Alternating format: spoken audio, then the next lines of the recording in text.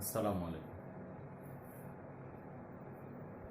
আশা করি এবং দোয়া করি আল্লাহ তাআলা সবাইকে ভালো রাখছে। প্রিয় ছাত্রছাত্রীরা, আজকের পৌরনীতি ও সুশাসন ক্লাসে তোমাদের সবাইকে স্বাগতম। পৌরনীতি ও সুশাসন দ্বিতীয় পত্রের আজকে অষ্টম অধ্যায় সম্বন্ধে আলোচনা করা হবে। অষ্টম অধ্যায় হচ্ছে বাংলাদেশের নির্বাচনী ব্যবস্থা। অর্থাৎ যেহেতু বাংলাদেশ একটি গণপ্রজাতন্ত্রী রাষ্ট্র, তো একটা গণপ্রজাতন্ত্র রাষ্ট্র পরিচালনা করার জন্য অন্যতম একটা পূর্বশর্ত হচ্ছে নির্বাচন। অনেকে বলে থাকেন গণতন্ত্র প্রাণই হচ্ছে নির্বাচন। নির্বাচন আছে তো গণতন্ত্র আছে, নির্বাচন নেই তো গণতন্ত্র নেই। তো এই জন্য আজকে তোমাদের চ্যাপ্টারটা খুবই গুরুত্বপূর্ণ। যেহেতু আমরা রাষ্ট্রের নাগরিক, আর নাগরিকদের প্রথম এবং প্রধান দায়িত্ব বলো, অধিকার বলো, এটা হচ্ছে নির্বাচন, অর্থাৎ নির্বাচনে অংশগ্রহণ করা, ভোট প্রয়োগ করা।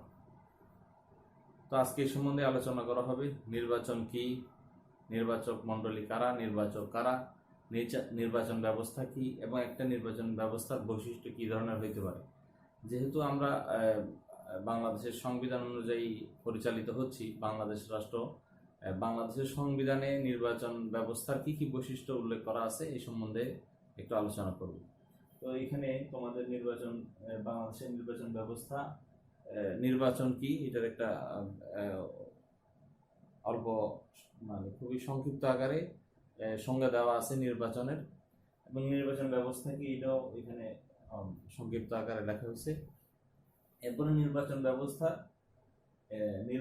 ব্যবস্থার বৈশিষ্ট্যের মূল বিষয়গুলো এখানে উল্লেখ করা হয়েছে। আমরা আলোচনার মধ্যে এগুলো সম্বন্ধে বিস্তারিত বর্ণনা দিব। তো ঠিক আছে, তাহলে আমরা এখানে যে বৈশিষ্ট্যগুলো আছে, এর আগে নির্বাচন কি, নির্বাচন ব্যবস্থা এই সম্বন্ধে একটু দেখি, এরপরে বৈশিষ্ট্যের আলোচনা করব।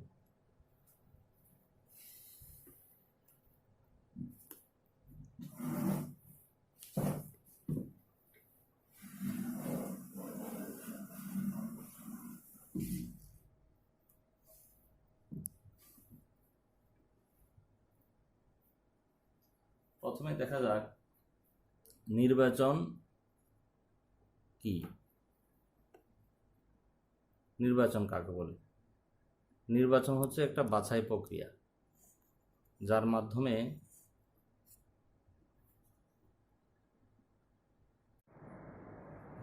যা বলছিলাম, অষ্টম অধ্যায় বাংলাদেশের নির্বাচন ব্যবস্থা। নির্বাচন আমরা সাধারণত বলছি নির্বাচন মানে কোনো কিছু বাছাই করা।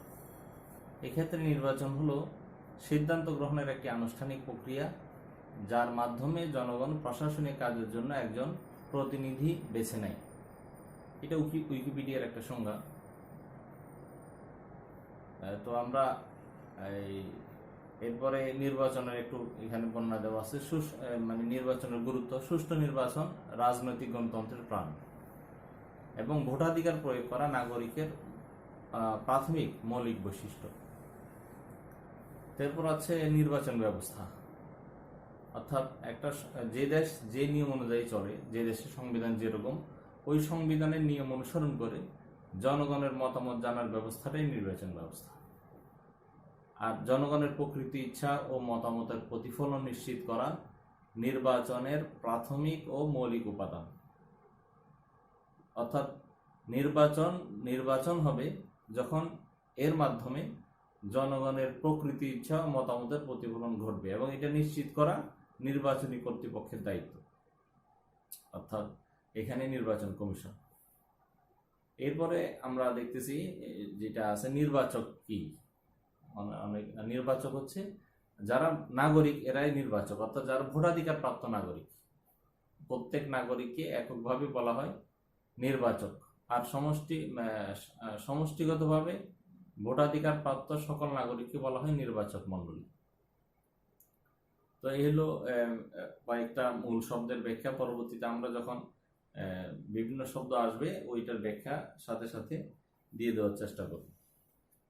এরপরে দেখা যাক বাংলাদেশের নির্বাচনী ব্যবস্থার বৈশিষ্ট্য, অর্থাৎ বাংলাদেশের সংবিধানে নির্বাচনী ব্যবস্থার যে দিকগুলো আলোকপাত করা হয়েছে। এর মধ্যে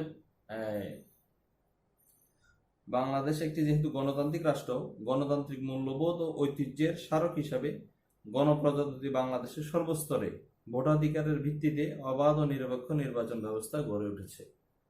বাংলাদেশের সংবিধানের পর্যালোচনায় নির্বাচন ব্যবস্থার কিছু বৈশিষ্ট্য এখানে দেওয়া হল। যেহেতু সংবিধানের দ্বিতীয় ভাগে 11 অনুচ্ছেদে রাষ্ট্র পরিচালনার মূলনীতিতে বলা আছে, প্রজাতন্ত্র হবে একটি গণতন্ত্র এবং প্রশাসনের সর্বপর্যায়ে নির্বাচিত প্রতিনিধির মাধ্যমে জনগণের কার্যকর অংশগ্রহণ নিশ্চিত করতে হবে। তো এটা যেহেতু গণতান্ত্রিক রাষ্ট্র হবে, সুতরাং এটা কিভাবে গণতান্ত্রিক রাষ্ট্রে নির্বাচন প্রক্রিয়া হবে এটাও বর্ণনা দেওয়া আছে। প্রথম হচ্ছে সার্বজনীন ভোটাধিকার, অর্থাৎ 18 বছর বয়স্কের সব নাগরিক 18 বছর বয়সের সব নাগরিক ভোটদানের মাধ্যমে রাষ্ট্রীয় শাসন ব্যবস্থায় ভোটদানের অধিকারী। সুস্থ সবল এবং সমস্ত নাগরিক যাদের বয়স 18 হয়েছে, এটা সংবিধানের 122 অনুচ্ছেদে উল্লেখ করা আছে যে 18 বছর বয়স্ক সমস্ত নাগরিক জাতি ধর্ম বর্ণ নির্বিশেষে সবাই ভোটের অধিকারী, ভোট প্রদান করতে পারবে। এরপরে 2 নম্বর হচ্ছে অভিন্ন ভোটার তালিকা। এখানে আমি একটি হিন্টস দিয়েছি, অর্থাৎ বিশেষ হবে না, অর্থাৎ এখানে ভোটার তালিকা যেটা হবে, এখানে জাতি ধর্ম বর্ণ নারী পুরুষ ধনী দরিদ্র শিক্ষিত অশিক্ষিত সবাইকে একই তালিকা অন্তর্ভুক্ত করতে হবে। প্রত্যেক এলাকার জন্য একই তালিকা হবে, ভিন্ন কোনো তালিকা হবে, বিশেষ কোনো তালিকা করা যাবে না। তো যেটা বলতেছিলাম, ভোটার তালিকা হবে অভিন্ন, অর্থাৎ নারীর জন্য একটা, পুরুষের জন্য একটা, অথবা ধনীদের জন্য দরিদ্রদের জন্য, শিক্ষিত অশিক্ষিত, এইভাবে কোনো বিশেষ ভোটার তালিকা করা যাবে না। প্রত্যেক নির্বাচনী এলাকার জন্য একটা অভিন্ন ভোটার তালিকা হবে এবং সংবিধানের 121 অনুচ্ছেদে এটা উল্লেখ করা আছে।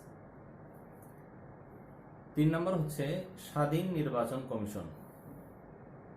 যেহেতু নির্বাচনটা অবাধ সুষ্ঠু এবং নিরপেক্ষ না হলে পুরো গণতান্ত্রিক প্রক্রিয়ায় ব্যর্থতায় পর্যবসিত হয়, সেই জন্য বাংলাদেশের সংবিধানে একটি স্বাধীন নির্বাচন কমিশনের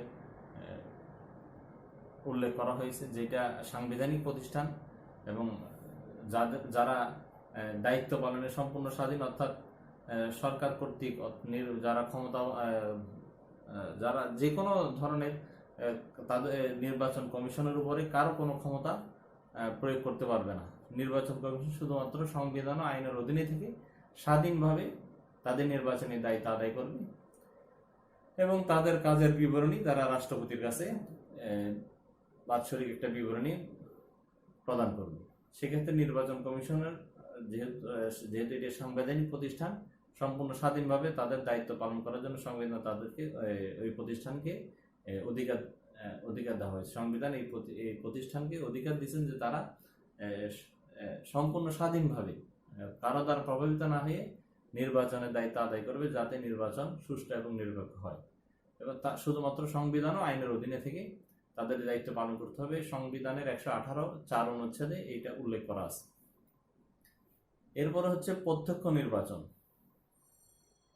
অর্থাৎ সংবিধানের আমাদের যে নির্বাচনী এলাকা আছে 300টা নির্বাচনী এলাকা, জাতীয় সংসদে একক আঞ্চলিক নির্বাচনী এলাকা সমূহ থেকে প্রত্যক্ষ নির্বাচনের মাধ্যমে আইন অনুযায়ী 300 সদস্য নির্বাচিত হবেন। বাংলাদেশের যে সংসদে আসন সংখ্যা যে 300টা, এই 300 আসনে নির্বাচিত হবেন, এটা সংবিধানের 65(2) অনুচ্ছেদে উল্লেখ করা আছে। আবার এখানে পরোক্ষ নির্বাচনের ব্যাপার আছে, যেহেতু নির্বাচিত প্রতিনিধিরাই আবার নির্বাচিত করবেন। বিশেষ যে 50টি মহিলা আসন আছে, জাতীয় সংসদে মহিলাদের সঠিক প্রতিনিধিত্ব রক্ষার্থে 50টি আসন কেবল মহিলা সদস্যদের জন্য সংরক্ষিত থাকবে এবং তারা আইন অনুযায়ী পূর্বোক্ত সদস্যদের দ্বারা সংসদে আনুপাতিক প্রতিনিধিত্ব পদ্ধতির ভিত্তিতে নির্বাচিত হবেন, যা সংবিধানের অনুচ্ছেদ 65(3) উল্লেখ করা আছে। তার মানে প্রত্যক্ষ নির্বাচনের মাধ্যমে 300 জন সংসদ সদস্য হবেন, এর মধ্যে নারী পুরুষ সভা হইতে পারবে। আবার 50টি আসন এটা শুধুমাত্র মহিলাদের জন্য সংরক্ষিত, যারা ওই নির্বাচিত সদস্যরা এদেরকে নির্বাচিত করবে। এরপরে একক প্রতিনিধিত্বমূলক নির্বাচনী এলাকা।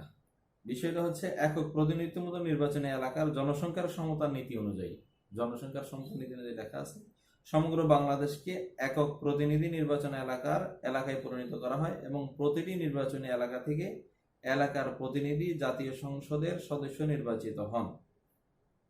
যেখানে জনসংখ্যা বেশি ওইখানে প্রতিনিধি বেশি হবে, যেখানে জনসংখ্যা কম এখানে কম হবে, অর্থাৎ জনসংখ্যার সমতার নীতি অনুযায়ী। এটা সংবিধানের 65 অনুচ্ছেদে উল্লেখ করা আছে। যে এলাকাতে জনসংখ্যা বেশি হবে, এলাকার এটা ভৌগোলিক সীমা রেখা যাই হোক না কেন, কম হোক বেশি হোক, জনসংখ্যার সমতার নীতির ভিত্তিতেই এইটা সংসদ সদস্য সংখ্যা নির্ধারিত হবে।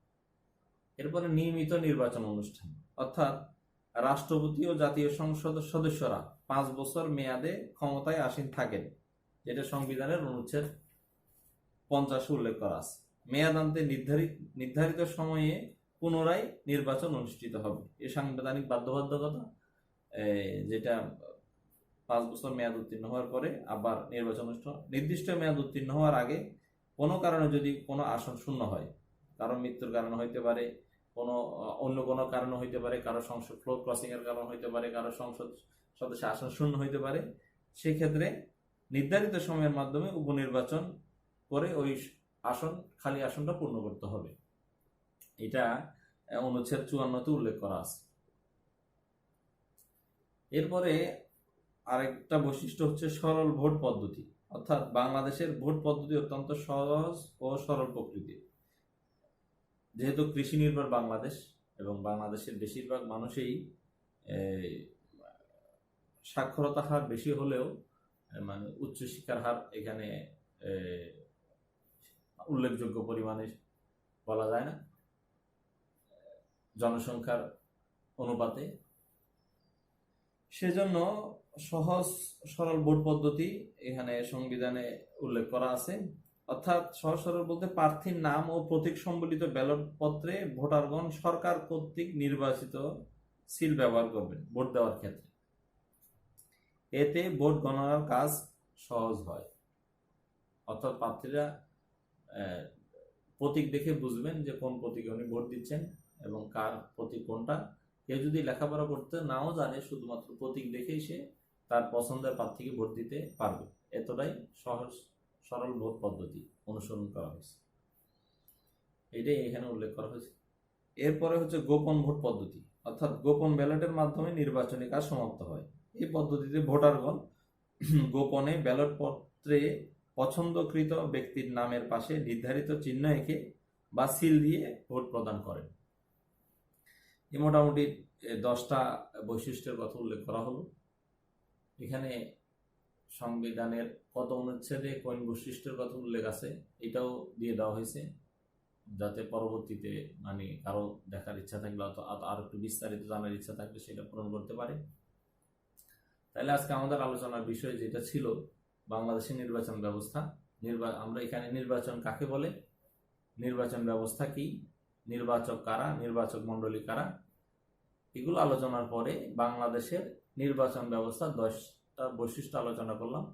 বৈশিষ্ট্যগুলো আমি আবার একটু বলতেছি। প্রথম হলো সার্বজনীন ভোটাধিকার, এরপর অভিন্ন ভোটার তালিকা, এরপর স্বাধীন নির্বাচন কমিশন, প্রত্যক্ষ নির্বাচন, পরোক্ষ নির্বাচন, একক প্রতিনিধিত্বমূলক নির্বাচনী এলাকা, নিয়মিত নির্বাচন অনুষ্ঠান, সরল ভোট পদ্ধতি, গোপন ভোট পদ্ধতি। এবং প্রত্যেকটা বৈশিষ্ট্যের মধ্যে যে বিষয়গুলো উল্লেখ করা দরকার, অর্থাৎ যেগুলো বোঝা দরকার অথবা যেটা ফোকাস করা দরকার, ওই বিষয়গুলো আলোচনা হয়েছে।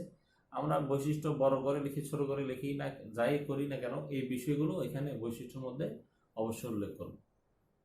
তো ঠিক আছে, আজকে এ পর্যন্তই। আশা করি আল্লাহ তাআলা সবাইকে ভালো রাখবেন। আল্লাহ হাফেজ।